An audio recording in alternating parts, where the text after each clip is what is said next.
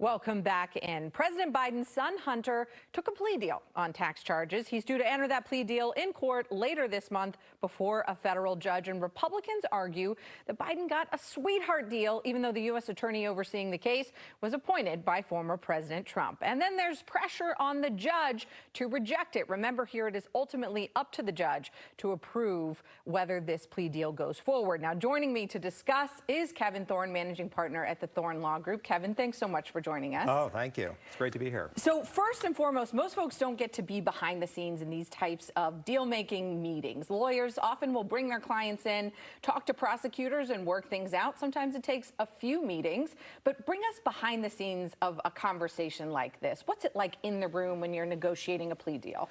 Well, I mean, you have to really break this down into three parts. So you have the information, which kind of sets out some of the facts of the case. Not all of the facts. You don't get to see everything, and that's very intriguing because there's obviously a lot more facts than we're going to see. Then it moves on to the plea deal, and we haven't, like you stated, we haven't really heard exactly what that's going to be yet or seen anything. But that's really going to iron out more specifics. And then the third part is the actual hearing where the judge makes a decision on what to do. But during all three of those parts, there's a lot of back and forth. There's a lot of agreeing so they don't have to go to trial. And that's kind of the key thing. It saves the government a lot of money. They get their pound of flesh, and they can move on from there. But their pound of flesh here is looking like misdemeanor charges with no prison time. And that's not necessarily always the case in these types of tax cases. You've been practicing in this area for a long time. It looks like Hunter Biden, for what we've seen from what's publicly available, misdemeanor charges for failing to pay at least $100,000 in taxes in 2017, 2018, over $1 million in income that wasn't reported. And just looking at similar cases maybe that you've seen or that you have dealt with, is this a sweetheart deal? Well, I've been doing this for over 20 years, and I've had cases in this actual courtroom that we're talking about. So in regards to it being a sweetheart deal, I think that it's abnormal. I think that the government, let's face it, the government takes it really seriously when there's a substantial failure to report income, and we're looking at $1.5 million for 2 years in a row. But then if you look in the information, it talks about how there's like $100,000 per year in tax loss for each one of these years. But we really don't know what the tax law is yet. Right. And it's DOJ policy to charge the most serious charge that they think they can prove, right? Right. Absolutely. But they want to get the deal done. Remember that. Right.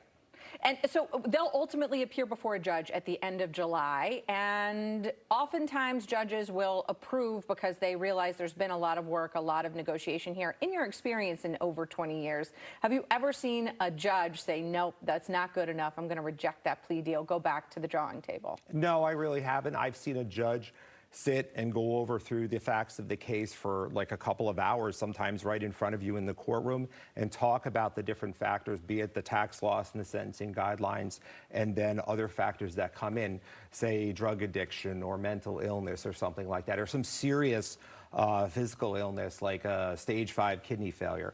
Those types of things are taken into consideration, as well as whether or not they've cooperated.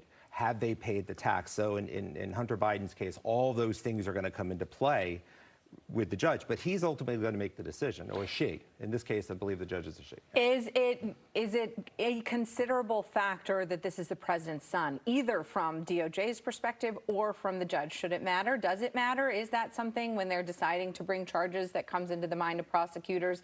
And is it something the judge will consider? It really shouldn't be. I mean, you really want to have all U.S. citizens that, if unfortunately they come into some situation where they're criminally charged or they've done something wrong, you want everybody to be treated fairly. And the prosecutors and the judge really kind of have to abide by that, because as U.S. citizens, that's what we expect, right? We don't expect preferential treatment. But I do think there is some sort of question about this deal. But we don't know the facts behind it. Right. As you pointed out several times, we still have unanswered questions, right? What are some of those unanswered questions? One of them is we don't know if this was legal source income, right? Right. We don't know. We really don't know what the tax loss is either. And we don't know if he tried to conceal this information in his taxes. And some of that may never come out. Right. We don't know, because those are things that happen behind closed doors, things that are taken into consideration. But the prosecution has to consider exactly what can they prove in court.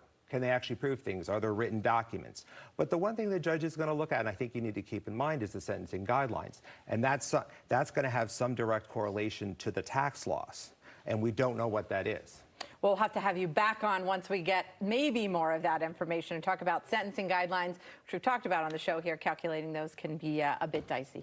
Absolutely. Thanks for joining us, Kevin. Welcome. All right, don't go away. We have much more.